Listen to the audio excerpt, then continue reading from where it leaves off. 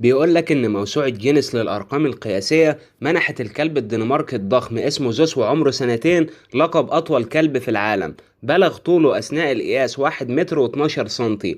والكلب زوس حاليا بيعيش في مدينة بيتفورد بولاية تكساس الأمريكية. الست صاحبة الكلب قالت إن حلم حياتها إنها تمتلك كلب دنماركي حتى لو من أي فصيلة. وفي يوم من الأيام راح لها أخوها زيارة في بيتها وكان معاه جرو عمره 8 أسابيع واداهولها هدية. وبتقول إنها في البداية كانت بتقلق منه جدا من طول الكلب كل ما بيكبر قدام عينيها، لكن مع مرور الوقت أصبح الموضوع ده شيء عادي وأصبحت بتحب زوز بدرجة كبيرة جدا.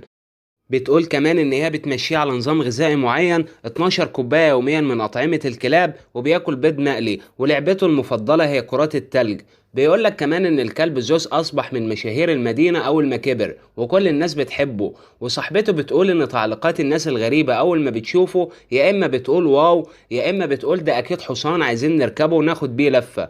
بالمناسبة الكلاب دي تستخدم في الصيد والفصيلة دي عمرها قصير عن باقي الكلاب. وبكده يكون الفيديو انتهى. لو عجبك الفيديو اضغط له لايك وادعم القناة بكل قلبك علشان اقدر اكمل معاكم الفترة اللي جاية. ما تنساش رأيك في التعليقات. سلام.